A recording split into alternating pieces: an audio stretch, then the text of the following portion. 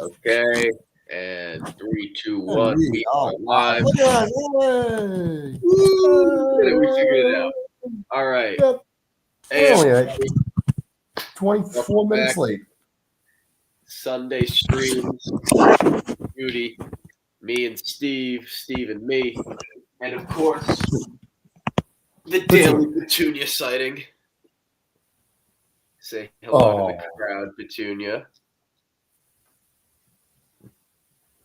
Hi, Petunia. Okay. And now we're ready to go. We're ready to work. Yes. Had to crack Let's do it. Okay. We're going to get right into it. Not a lot of small talk because I ran late today. But regardless, let's start with your favorite game of the slate. Let's start with Patriots at Bengals. Patriots are 7.5-point favorites. They are on the road. What do you got in this one? I'm not going to play it because I'll jinx the Patriots. I like this 7.5-point spread here. I think the Patriots will cover 7.5 against the Bengals. No Chase, no Burrow. The Patriots are rolling. Everyone's just going to talk about the schedule. You play who's in front of you. I hate that shit. You play you don't accidentally start out 9-2. Well, it's also like it's not one of those things like in college where you can like give yourself an easy schedule on purpose. Yeah, you know?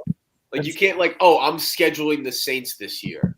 No, it's predetermined. You can't decide that. So, are we talking about the Buffalo Bills schedule at all? No. Right, they've played a good amount of the same teams as the Patriots. Let's hold. We don't have time for that. Quick thing I do want to rant about. I did see. I saw you posted on your spreadsheet that you have Hunter Henry anytime touchdown. I already had that as well. The Bengals give up a lot of yards, and I think they've given up 5 or 6 touchdowns to tight ends this year. Higher. Okay.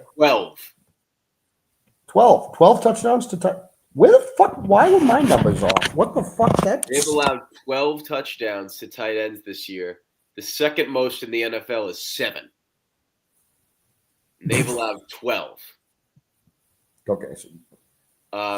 So why is Hunter Henry plus 180 to score? That's kind of wild. My only thought process is that it might be Austin Hooper, because Cincinnati allows a lot of inline targets and tight end 2 targets. But Henry is the better coverage matchup, and he's kind of the guy. Yeah. Also, back to one of my favorite bets of the year that I've been making. I think this is probably my 4th time on it. The Drake May touchdown pass ladder. I did play over 1.5 touchdown passes for Drake May because it's easy. Since he's allowed 2 pass touchdowns, they allowed 2 last week, even though it was to 2 different quarterbacks because Rodgers got hurt mid-game. They allowed 3 to Caleb Williams. They've allowed opposing quarterbacks to throw 2 or more pass touchdowns in 7 out of 10 games with Justin Fields, Jordan Love, and I forgot who, and Joe Flacco, funnily enough, are the 3 guys that did not get 2 passing touchdowns on them. Weather is supposed to be clear. Minimal wind shouldn't be an issue. Drake May has been a favorite of 3 or more in non-divisional games 5 times in his career. He's thrown for at least 2 touchdowns in all 5 of those games, with 3 passing touchdowns in 2 of those games. The Bengals don't get a lot of pressure. Drake May in a clean pocket of the season has a 77% completion percentage, 8.6 yards per attempt, and 11 pass touchdowns, which, yes, 11 of his 20 pass touchdowns have come in a clean pocket this year. Shout out that offensive line. Cincinnati's not getting any pressure this year. Trey Hendrickson's still out. I still expect him to not get much pressure. I have the Drake May over 1.5, over 2.5, 3.5 passing touchdowns at varying unit sizes. Sorry if I keep wiping my nose, by the way. I've had a cold for like the last 3 or 4 days and killing me. So have I. And yeah, Cincinnati's allowed the 7th highest target rate to tight ends. They've allowed 12 reception touchdowns to tight ends, 5 more than any other team. Hunter Henry's been targeted 5 or more times in 4 of the last 5 games. He'll be guarded by Oren Burks, who has a 138 passer rating allowed, and Geno Stone, who has a 100 passer rating allowed with 18.8 yards per reception allowed. Two of almost said Derrick Henry. Hunter Henry's 4 touchdowns this year come against man coverage, despite the fact that he's only run 67 routes against man-to-man and 213 against zone. And against cover 3, his first read target jumps up 20%, and his yards per reception goes up 8.5%, as well as his targets going up 10%. And against cover 1, he has 4 red zone targets. He has 4 combined against all other shells. So I like Hunter Henry. I think he's a good stack with Drake May. I do have a DFS lineup that has the Drake May Hunter Henry stack. And for the show, for the purposes of the I could not pay the money that Drake May was this week in DFS. He was the most expensive quarterback in DFS, which I thought was quite interesting given where he started the year at, but I still took it. I'm gonna real quick before we leave this game. Yeah, I want to point out one other thing that has been brought up in ways to knock down Drake May, because now we know that the internet is reaching again, which, by the way, once you all start reaching on Twitter in ways to discredit the Patriots, that's how I know you're scared. Are you talking about the system thing? No, the system thing. Do we want to do it? Just give me like 2 minutes, I swear. Not even 1 minute. Right, so I had someone say this one's quick. I thought this was funny. Basically, the Drake May's stats aren't that good because he hasn't had a 300-yard game yet. Oh my God, who cares? He leads the NFL in passing yards without a 300-yard game. Also, with that system bullshit, dude, I've never understood why being a system quarterback is a bad thing. Can someone explain why it's bad? If you don't fit into a system, then you do not last in the NFL. Yeah. Also, why is it bad for someone to be able to execute a system well? Like, regardless of if a system gets players open or does this or that, like you still have Myles Garrett rushing the passer. You still have to make the throw. You still have to lead the team down the field. You still have to execute the plays. Is Patrick Mahomes a system quarterback? Yeah, Andy Reid is a great system. Andy Reid. Does that diminish Patrick Mahomes because he runs that system well? No, he's good at it. He runs the system well. Drake May runs his system. So I'm not going to discredit Drake May because his system is run well and he executes it to a level that makes people think, oh, maybe it's not him. Was Joe Montana a bad quarterback because Bill Walsh designed a system around his play? I mean, have you ever the whole idea of a system quarterback, like no one calls someone a system quarterback when a team sucks. It's only when a team is good where they're like, maybe it's not him. But they wouldn't be good if the guy wasn't executing the system well in the first place. Now here's the other part of that's really funny, because this is the one that I've learned with Brady over the years. Is none of these people who tell you that these guys are only good because of their system can tell you what offensive system that team is running. It's just, the guy's a system, but they don't say what the system is. People on Twitter are adamant to me that always have been that McDaniels runs a West Coast offense. Who knew? McDaniels does not run a West Coast offense. And if you think he runs a West Coast offense, you do not know what you are watching on the football field. It's pretty funny. He's never run a West Coast. If you think that's the West Coast offense, you need to go learn what a West Coast offense is. I was about to say, go look at Bill Walsh. Go watch what Bill Walsh described as the West Coast.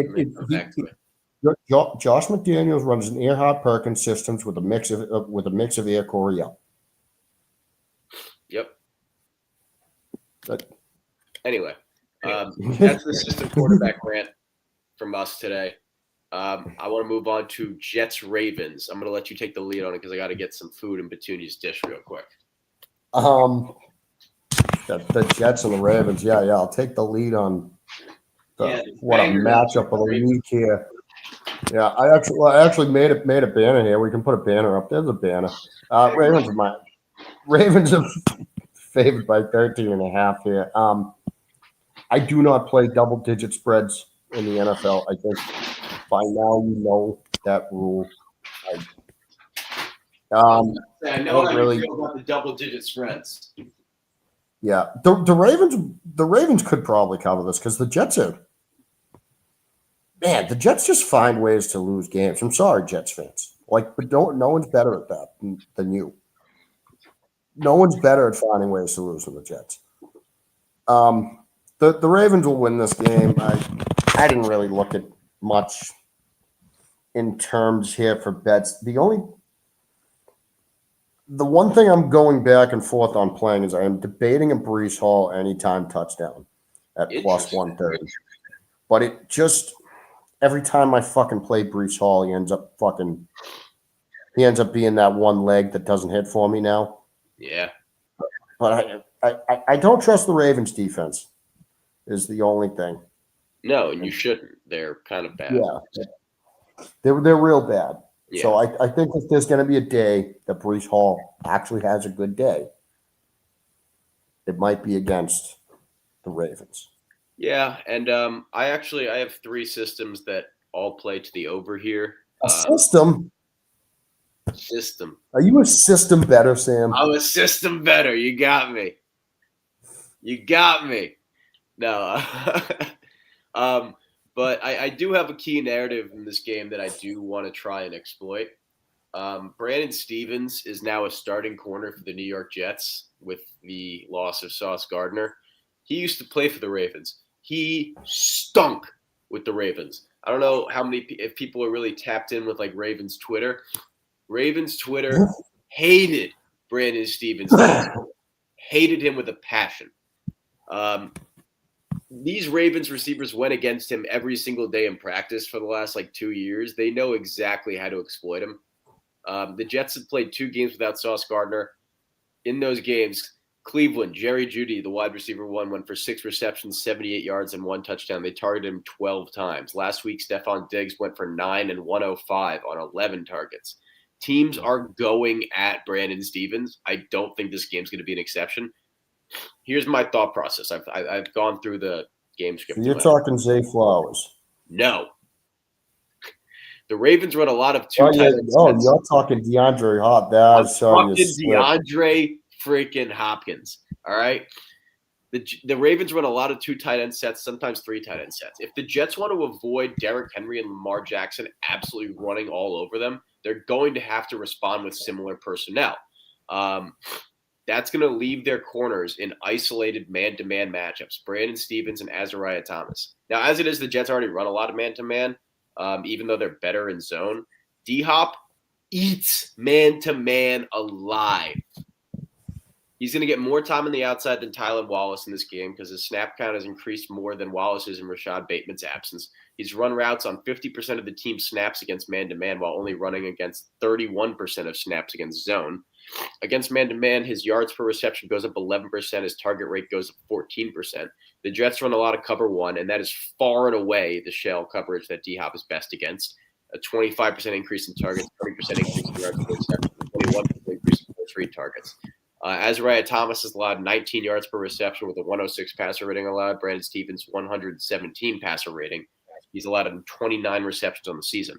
Here are a couple quotes. Lamar Jackson on D-Hop earlier this week. Quote, "That's why he's a Hall of Fame caliber receiver, the way he handles his business. He's not loud or complaining about not getting the ball. And when his number is called, he makes plays for us. Hopefully his number gets called. He says, hopefully his number gets called a lot more soon because he definitely has big play abilities at all times." Jim Harbaugh said, "Hop is definitely a guy that you want to try and isolate and get him the ball because he's going to catch it. He's going to come up with it." These are all things they said this week. D-Hop has played 5 games since 2018 where he's a favorite of 9.5 or more. I'm not going to count the earlier 2 because they're from 2018 and 2021. But 2024 against the Raiders, 4 receptions, 90 yards. 2024 against the Raiders, 2024 against the Panthers, 5 receptions, 35 yards, and a touchdown. I mean, his average depth of target against cover 1 has a 49% increase. Versus cover 4 is a 40% increase. These are his best coverages to face. I'm laddering D-Hop, reception yards, 20 yards, 40 yards, 50 yards, and I got anytime touchdown. And I also took the over for a half unit. Nice. All right. I might tell you on the D Hop there. I don't know about the touchdown. The touchdown I can see maybe people not loving, but I'm telling you, it's going to take one reception for this guy to cash over 19 and a half yards. Yeah, that's not a lot. Yeah. All right. Now the next game is going to bring me pain. It's Giants at Lions. Oh, yeah, we got a banner for that. We got a 13 and a half. Look at that. We got Giants at Lions banner. That's the first one I made just for you. Oh, you're so sweet. I didn't have the heart to break this game down. The Giants have broken my soul. I don't want to look at any Giants numbers that I don't have to.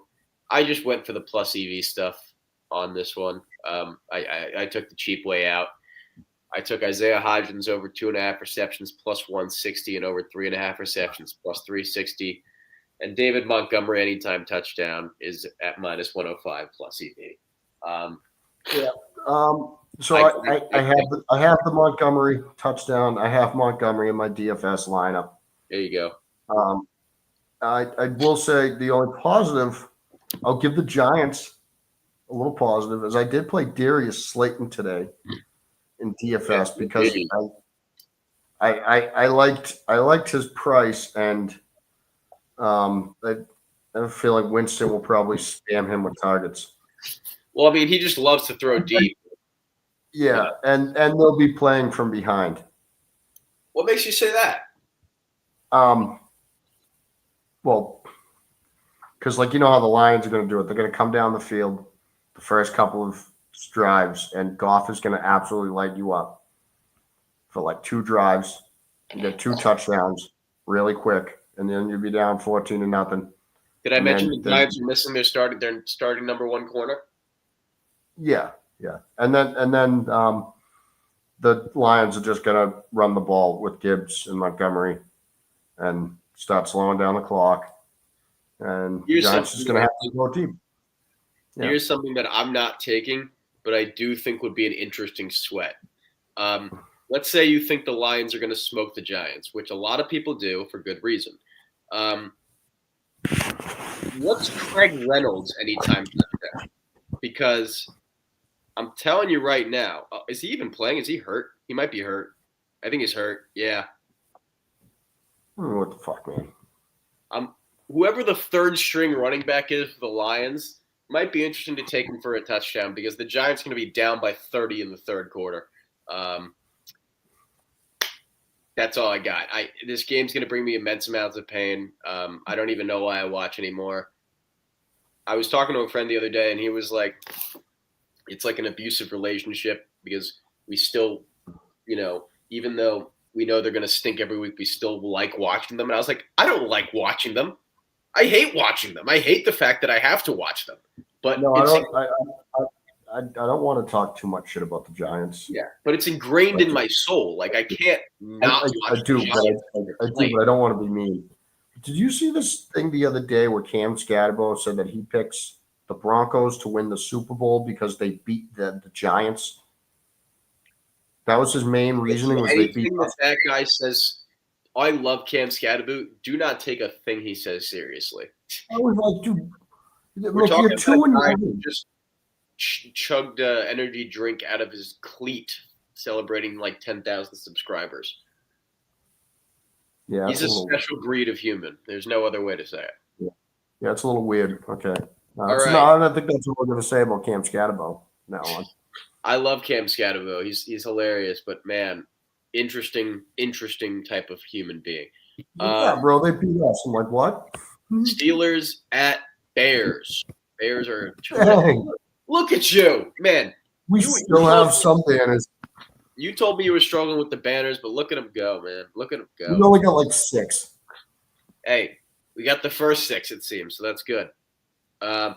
Let's see. What's the status? I wrote this up last night. What's Aaron Rodgers' Okay, it's a 3-point spread now instead of 2.5. Aaron Rodgers is inactive, and that screws over all of I only took the Steelers for a half unit, so that screws me over a bit.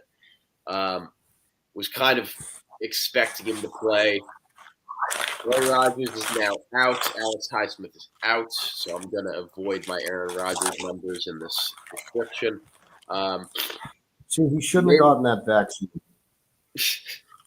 I'm still hung up on the Aaron Rodgers story where remember when he said he was married like a year ago, and everyone was like, okay to who? And he was like, I want to keep her private. Apparently his teammates have never met his wife. There's like a big conspiracy going on that he's just not married and he just said he was. That's awesome. It's hilarious. That's awesome. It just feels like he's a fucking soap opera actor. It's the whole like my girlfriend goes to another school, you just don't know her type shit. Like it's hilarious. Yeah, that's awesome. That's awesome. That's great.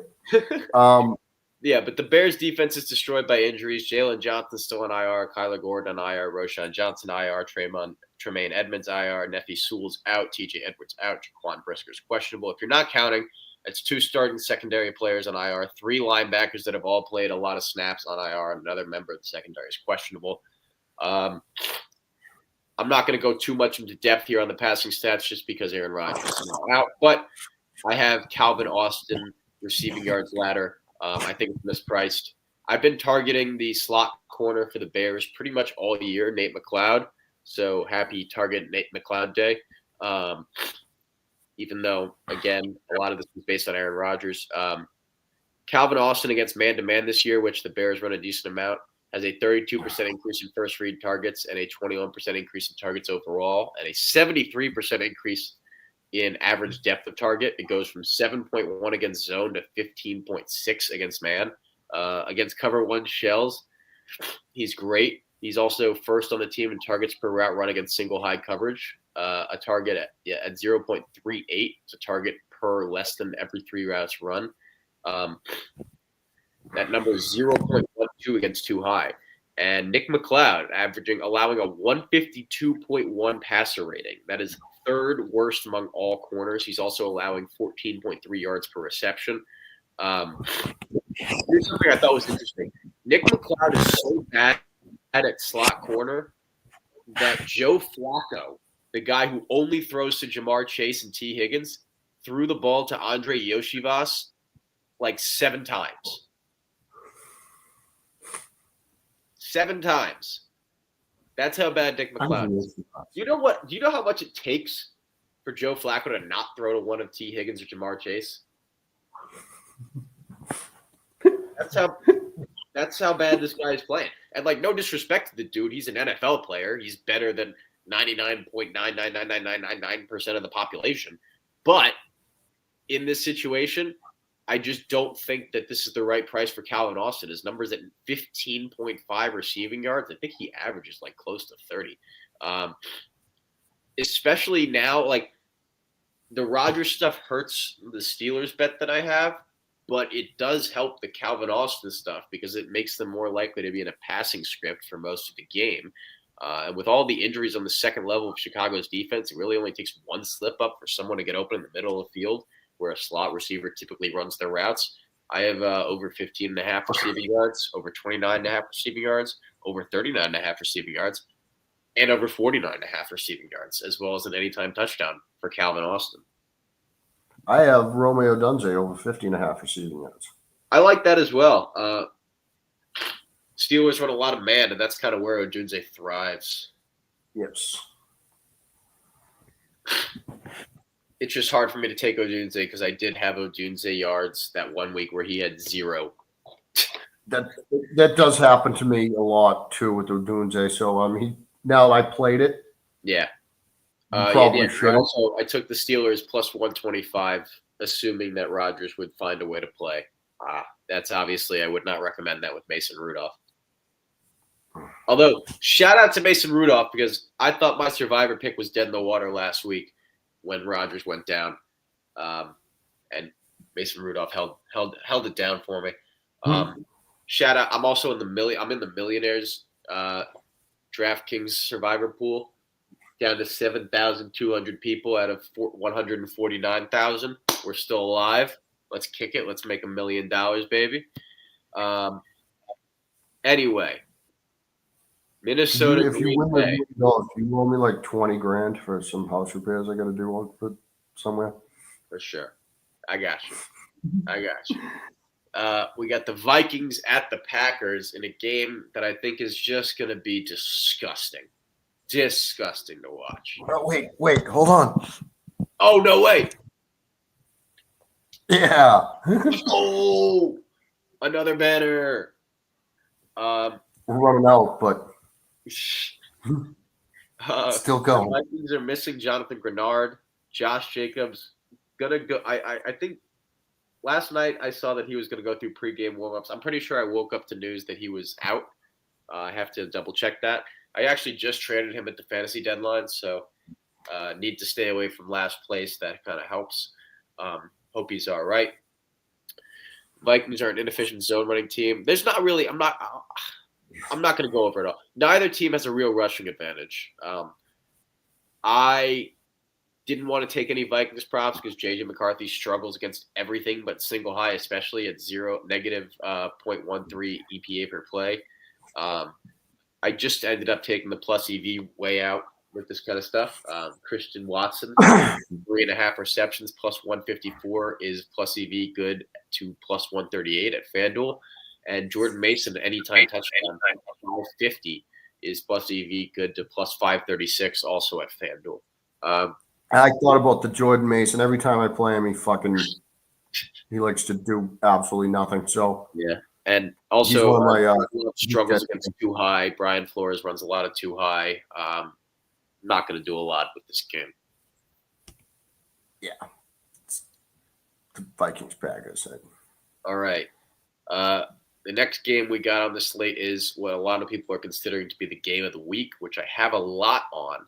So I'm going to let you take lead on it first, and then I'll do a little spiel. It is Colts at Chiefs. Colts at Chiefs. I don't have a banner. Oh, the streak is over. Yeah, no banner. I like this game a lot as well. I have the Colts. The Colts are underdogs here. I have the Colts taking this game. You know what's funny? I do too, and it seems like the books kind of want us to, but I fell for it. Dude, I know. I feel like I'm falling for a trap. I know it. How have we gotten to the point where I'm once again betting on Daniel Jones to win big games? How have we gotten to that point? Yeah, I feel weird betting on Daniel Jones to win a big game against Patrick Mahomes, but I'm not exactly betting on Daniel Jones on him to go as much as I'm betting on Jonathan Taylor. See, that's the key difference. That's the key difference. Everything about this matchup is in favor of the Colts. Everything.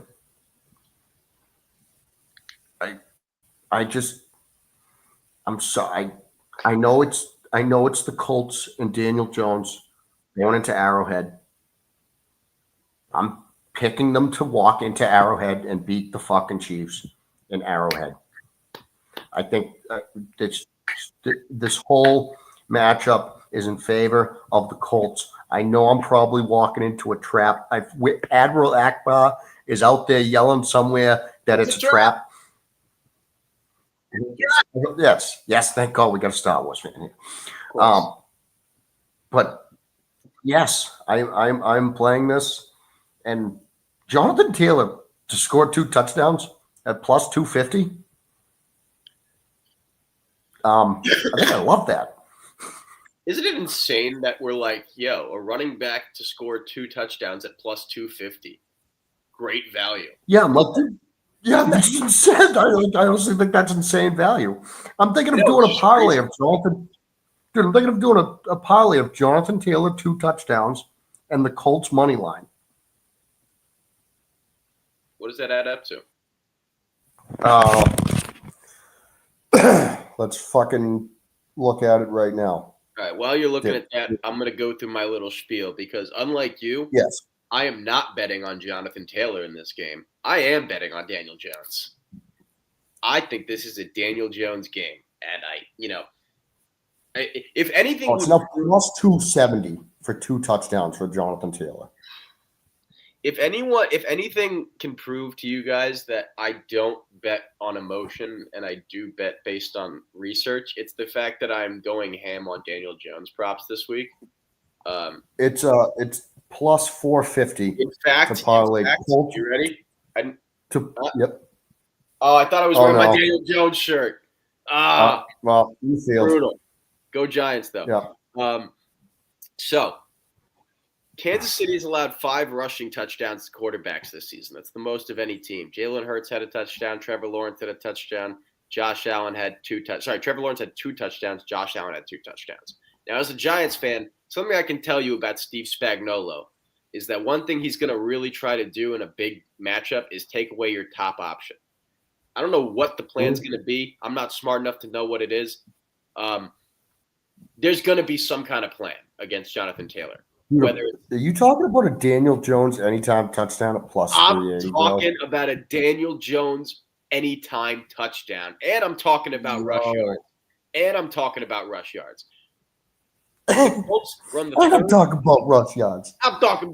yards, baby. The Colts run the 3rd most play action in the NFL. Give me one guess as to who the worst pass defense in the NFL is against play action. The Kansas City Chiefs. They're allowing 10.53 yards per play and 0.519 EPA per play against play action. That's going to be a big part of this game, especially if the Chiefs are stacking the box to try to stop Jonathan Taylor, which I think they're going to. Daniel Jones is getting 25% of all red zone carries. It's not bad. And play action rollout should get him in a lot of space here today. Establishing the run and keeping time of possession in this game is how you beat the Chiefs on the road. I expect Daniel Jones to be using his legs. The cherry on top of the sundae, Daniel Jones over 15.5 rush yards is plus EV when you DVIG it to Pinnacle. So I have Daniel Jones over 15.5 rush yards for 1 unit. I have over 25.5 rush yards for a half unit.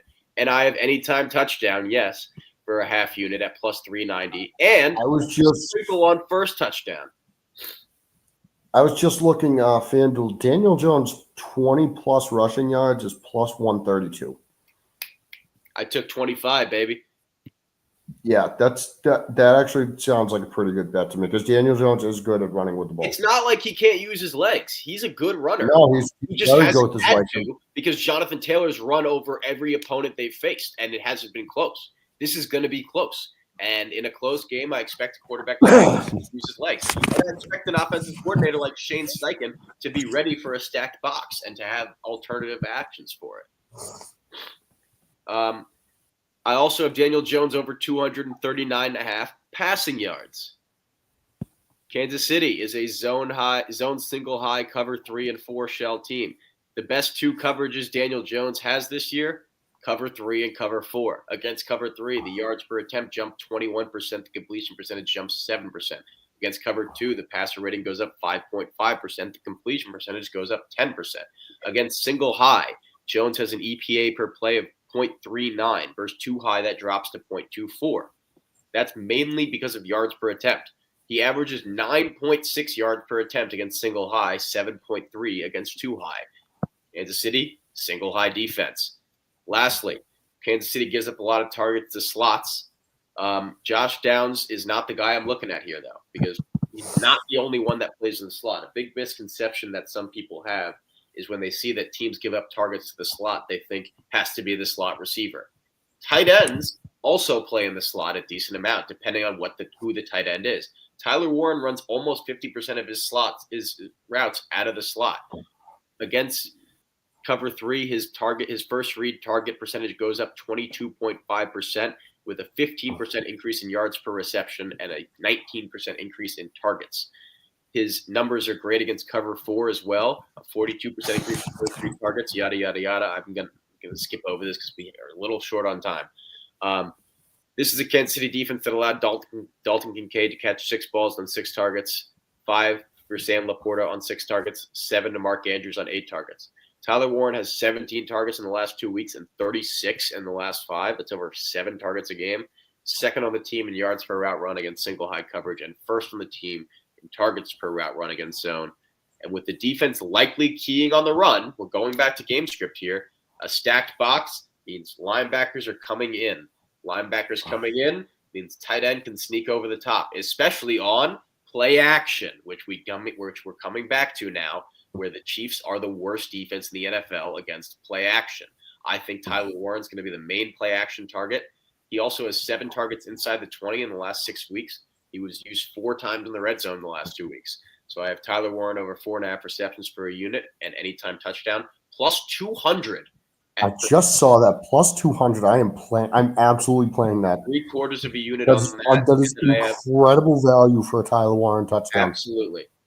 Especially, and I know it probably won't come to this, but sometimes they're a little afraid to use Daniel Jones on QB sneaks. They might use Tyler Warren. A lot of teams do that set, and Tyler Warren did it in college.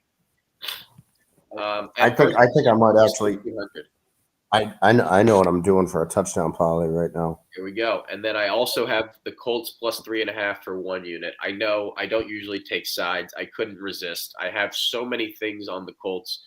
And the fact of the matter is that Mahomes kind of struggles against the type of defense that the Colts run. I trust the Colts defense more than the Chiefs defense here. Give me the Colts plus 3.5. I don't know if I'm going to take their money line. Probably not. Plus 176. It's not bad. I'm sorry. The whole matchup's in favor of them. I'm playing Colts money line plus 176. I just like getting the field goal. I think getting the field goal gives me a little more added security when it comes to a close game. Fuck security. Let it ride, bro. Let it ride. All right. Next game, Seahawks Titans. Oh. Banner. Let's go. Banner, and I have a bet. Oh, hit me. Zach Charbonnet, anytime touchdown, plus 105. Ooh. He's the goal line back, and the Titans give up, I think, the second most touchdowns to running backs this season. We are on opposite sides, my friend. What do you got? Kenneth Walker? Kenneth Walker, anytime touchdown. Now, it's not because of a matchup or anything like that. It's just because it was D-Vic. Circa has it at plus 125, and it was plus 1. Charbonnet's at plus 120 now. What? Charbonnet's up to plus 120. Walker's 125. See, yeah, Walker's 125 now. Last night he was 145. That was good to Circa where it had a plus 125. So I got Kenneth Walker at 145 for a half unit. But yeah, the name of the game for this one is the run.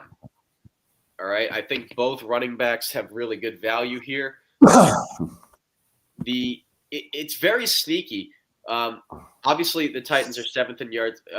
Are struggling in touchdowns allowed to running backs. So that's why I have Walker as well as the plus EV stuff. Here's the thing: Seattle is 31st in yards per carry allowed to zone runs in the last 6 weeks with a low stuff percentage. Tony Pollard, his rushing total is at 36.5 yards. Now, there's a good reason for that, being that the Seahawks are likely going to be up by 20 pretty quickly. So there's there's risk involved here. I'm not laddering, but Seattle is allowing over 4 yards a carry on counter runs. Pollard averages 4.4 yards a carry on counter runs. He's the better zone runner on the team. He gets 67% of carries inside the 5-yard line. I took over 36.5 rush yards for 3/4 of a unit. Anytime touchdowns plus 333 at BetMGM. So I took that for a third of a unit. And then on the Seahawks side of things, Tennessee is a too high zone defense. Sam Darnold's passer rating jumps 15% against cover 3, which they run the most. They run cover 3, 4, and 6 shells. Against cover 4, his passer rating jumps 5% with a 19.5% increase in yards per attempt and a 7% increase in completion percentage. Those are the 2 shells that Tennessee runs the most. They also allow the most targets in the league to guys lined up in line at 19%. Welcome to the A.J. Barner Show. Oh. This man runs 85% of his routes in line. You know how I was just talking about how there are tight ends that run out of the slot as well? He's not one of them. He has his hand in the dirt pre-snap. That's what A.J. Barner does. He's second on the team in targets per route run against too high coverage, and his first read percentage is 3% higher versus cover 3, with a 45% increase in yards per reception. His snap share has been consistently at or above 80% this year, and Tennessee is allowing the third highest completion percentage against two tight end sets. Seattle is second in EPA per pass in 12 personnel. So I have A.J. Barner over 24.5 reception yards and over 39.5 reception yards with an anytime touchdown sprinkled in as well. I like it. Do you want the touchdown bet that I just played? Show me. Hit me with what you got. I know we're running short on time here, but this ties into what probably the next game is. I have Hunter Henry, anytime touchdown. Zach Charbonnet, anytime touchdown. Tyler Warren, anytime touchdown. George Pickens, anytime touchdown, plus 47.97. Ooh. I like it. I mean, it's long odds, but that's what Sundays are for. That's what Sundays are for. Don't let anybody tell you any different. Yeah. Fuck the All right. haters. Next game, Jacksonville Jaguars, 2.5-point favorites on the road against the Cardinals. Banger. Yeah, big banger here. Yeah, we got some really good games in this 4 o'clock slate. I am debating Cardinals money line at plus 108 because I do not trust the Jacksonville Jaguars. Why would you take the money line at plus 108 when you can get 2.5 points at like minus 110? Yeah, that's true. I could do that. I don't trust Jacksonville. I don't exactly trust Arizona. But I think the fact that like this game is expected to be so close when it's a matchup of Trevor Lawrence versus Jacoby Brissett kind of tells you that maybe Trevor Lawrence isn't the generational talent that we thought he was going to be. The one thing that I'll say that's an obvious thing to bet on this game, Trey McBride, the Jaguars get Jaguars get absolutely eaten alive by tight ends, and Jacoby Brissett absolutely spams. Prop? What is it? 8.5? Oh yeah, it's 8.5. It's either 7.5 or 8.5. I swear to God, I was because I saw what you were talking about, and I was like, let me look at what Trey McBride's props are. Yeah, Trey McBride is minus 130 to get 8 receptions. It's minus 120 for a Trey McBride anytime touchdown, and honestly, a tight end scoring a touchdown you're is usually not minus odds. How often are the Cardinals going to get chances to get in the end zone? True. But yeah. But the Jaguars give up a lot of touchdowns to tight ends. They do. Not as many as the Bengals, but they do. Not as many as the Bengals, but they do let up touchdowns to tight ends. Yeah, that's really all I got here. Yeah. I'm not a fan of this game. I don't have much here except for Travis Etienne props. I played him in DFS actually because he was pretty cheap, and I sprang on a few other players. They're 12th in yards per carry. They get stuffed less than 40% of the time. Arizona's 27th in yards per carry allowed to zone runs with the stuff rate below 40%. They're also 23rd in explosive run percentage allowed. Etienne has had 24 red zone touches in the last 3 weeks. That's resulted in 3 touchdowns for him. He's also averaged 6.9 yards per carry on outside zone runs. Arizona allows over 5 yards a carry on outside zone runs. Etienne's 6th in the NFL, minimum 25 carries in yards per carry on zone runs at 5.34. This line confuses me. 46.5 rush yards after all that against the Cardinals' run defense. Kind of feels trappy. Maybe they're going with Tootin a little bit more in this game. Wouldn't surprise me. But I took that for 3/4 of a unit. I took anytime touchdown minus 115 for 1 unit. First touchdown plus 550 for a quarter unit. I just think the Jaguars are going to have a lot of red zone opportunities in this game. And with red zone opportunities comes Travis Etienne touches. I would love a Travis Etienne touchdown for DFS. So I his also have number is DFS. very worth it. I'd like to keep taking money from my fellow coworkers. All right, next game. This is this might be the worst football game of the year. Browns and Raiders. Browns and Raiders. I got nothing. Nothing. I didn't look for anything. I'm not going to look for anything. I took three it's plus Browns EV and the Raiders. plays. I took 3+ EV plays and called it a day. It just so happens that they're all in the Browns. I did place a bet on Jacina Anderson to find some weird way to praise Shedeur Sanders at minus 25,000. I don't understand what's going on. Did you see that against all odds completion tweet? Oh my god, dude! He threw a 2-yard pass. It was a drag route. I was just going to throw. He threw a 2-yard drag route. And by the Jerry way, Jeudy I'm not a Shedeur Sanders hater. I very much like Shedeur Sanders. I think he's got talent. Credit for that's not about him at all. It's just like, what are we doing with that? Speaking of Shedeur Sanders, it's a 2-yard drag route. If he couldn't complete it, then he shouldn't.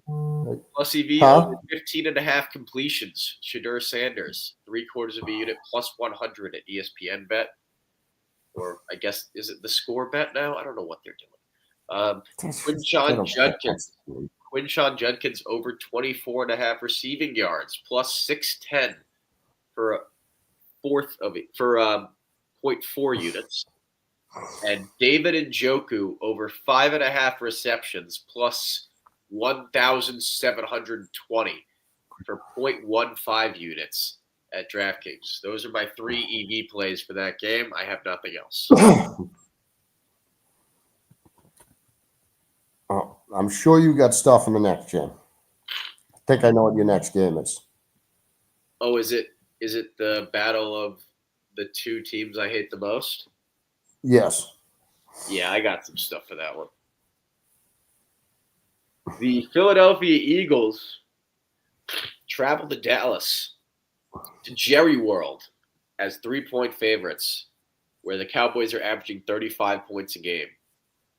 Cowboys are missing Wanye Thomas, Jadeveon Clowney, and Hakeem Adeniji are questionable. Lane Johnson is out for Philly.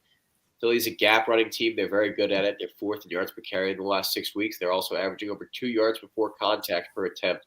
They're getting stuffed less than 42% of the time. Dallas, 28th in yards per carry allowed to gap runs at 6 yards per carry. Much worse than their zone run defense. They're allowing over 2.5 yards or over 2.2 yards before contact, with a stuff percentage below 40% and an explosive run percentage at 8%. Saquon Barkley, when he is a divisional favorite, averaging 126 yards a game on 18 carries a game. Something? Out of 17 games in his career where Saquon Barkley has been a divisional favorite, guess how many touchdowns he has scored? Not how many games he scored a touchdown. Guess how many touchdowns he scored? I don't even want to. 14. That's kind of a lot. 14 touchdowns in 17 games as a divisional favorite. He's facing a team that stinks against gap runs, a team that allows a lot of yards before contact. The defense stinks against everything. Let's be 100% honest. It's worth noting that against gap runs, they're allowing 6 yards a carry, and against zone runs, they're allowing 4.03. That's a big difference. He was like over 9,000 on DFS this week. Yeah, and I took him. I have Saquon over 70.5 rush yards, minus 113 for a unit. I have anytime touchdown, minus 110 for a unit. I have first touchdown, plus 600 for a quarter unit. And I have 2 or more touchdowns at plus 650 for 0.2 units. And I also, on the Eagles side, before I go into the Dallas stuff, plus EV, Dallas Goddard over 3.5 receptions, minus 137 at DraftKings. And then on the Dallas side of things, CeeDee Lamb sees a 34% increase in first read targets against man-to-man with a 47% increase in red zone targets. He will not be in Quinyanamo Bay this week. That honor will go to George Pickens. Quinion Mitchell will likely stay on him. just based on where they line up and based on size. CD's second on the team in red zone targets the last 6 weeks, behind only Jake Ferguson. But Philly allows most of their targets to outside guys. They play a lot of too high coverage. The rule of thumb with the Cowboys, for anyone who may not be aware, when they're facing single high coverage, take George Pickens. When they're facing too high coverage, take either CD or Jake Ferguson. Simple as that. CD's first on the team in targets per route run against too high coverage and yards per route run. He gets the Adoree Jackson side of things, while Quinyon Mitchell gets George Pickens. I have over 69.5 receiving yards per CD Lamb for 3/4 of a unit, anytime touchdown for 3/4 of a unit, and first touchdown for a quarter unit. Solid.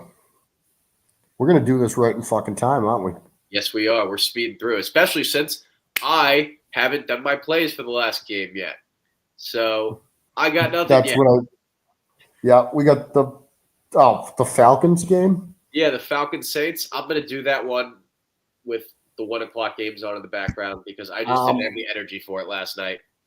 Plus, I kind of liked what I did last week, where I had the 4:25 game grouped with the Sunday night game. That was kind of cool. I like doing that, so I'm probably going to do that again. So what I have not really looked at numbers yet. I would say this could be a good week for Darnell Mooney.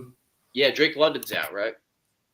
Yes, London is out, and Cousins already went to Mooney more than London. Talking yards wise. So I think Mooney might be a good play this week, depending on where his yards are. I hate doing this too. I'm debating on playing the Falcons money line at plus 108, just because like the Saints aren't good at football either.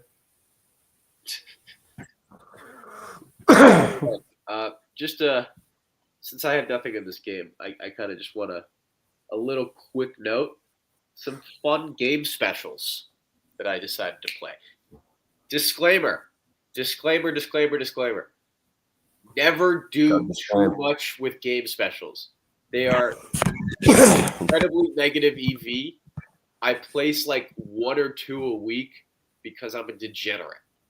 But it's not a smart thing to do. With that being said, the name of the show is literally Ace Degenerates. Ace Degenerates. I got to give a couple degenerate plays. D-Hop to record 25 or more receiving yards in each half is plus 1,300. I put a quarter unit on that. Kyler Warren to record 25 or more receiving yards in each half is plus 240. I love that. I put a half unit on it. Right, so that's that. Sorry, excuse me. I'm so sick right now. The fuck is it? Another thing, let's look at what other parlays I want to play. I used my FanDuel profit boost on a Hunter Henry, Travis Etienne, Saquon Barkley anytime touchdown. I also have a bonus bet.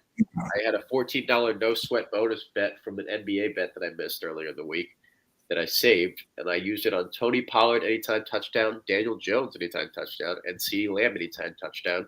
That's plus 4,600. I also round robined it because I would hate to hit 2 out of 3 there. And then let's go to DraftKings. See what I got going on there. Man, my face is so fucked up. My nose is so red that my Face ID is not working. It's that bad. Yeah, you're dying. Yeah, clearly. He's gonna die. At least I got these bets in before I died. Yep. So I can at least hit the Drake May passing touchdown ladder one more time. Speaking of the Drake May passing touchdown ladder, give me all day Drake May 2 passing touchdowns, Tony Pollard over 36.5 rushing yards, Alvin Austin 15 plus receiving yards at plus 440 all day. All day. All day. All day. All day. All day. And then I got some ladder combos, but I'm doing too much here. Lastly, David Montgomery, Kenneth Walker, D-Hop, anytime touchdown. A nice little sprinkle. And, yeah, I don't think I'm going to go over. I mean, I already said I got my DraftKings stacks of Drake May, Hunter Henry, and Daniel Jones, Tyler Warren in. I know this is probably going to sound hardo, but I'm not going to say who I'm taking in Survivor, just in case one of the 7,200 people in my group is watching. I don't. There's $1 million on the line. Stranger things have happened. I'm going to keep that shit tucked. Absolutely. It's a family secret. All due respect to everybody involved, but I'm going to keep that shit tucked. That's all I got. I'm going to lie down and be sick now for the rest of the day. It's funny. I had to announce, I don't know, I think I told you, I'm commentating basketball games for Lehman College now. And my co-host is back home in California for Thanksgiving, so I had to do play-by-play and color commentary yesterday. And I had this cold. Oh my goodness, man! It was bad. It was bad. I think I ended up doing okay, but I need to figure out what the hell is going on here. I hate allergies with a passion. But that's it for me. Well, that's all, folks. That's all, folks. I believe we will be back next week. I don't believe I have a Lehman game. I have two. Yeah, I don't, because I have a doubleheader on Saturday, so they're not playing any back-to-backs. I should be around next week. All right, yes. So we're going to be back for yet another week of streaming next week. Sorry for the late start today, everybody, but we still got it done with time to spare. 4:20, the Falcons-Saints game and the Sunday night game picks for me will be out around 3:30-ish, hopefully, maybe a little earlier, maybe a little later. We'll see how the games go and how my ball cleaning process goes, because I got to do that today too. And yeah, shout out to everybody who joined. Appreciate you guys. Go Giants, go Patriots, go all of our bets. And I can't wait to be a millionaire after I win the DraftKings DFS slate, and then another time when I win the DraftKings Survivor slate. Let's have a positive attitude. Let's go get some wins. Thank you guys all for joining us. Have a great day. Let's do it. Let's do it.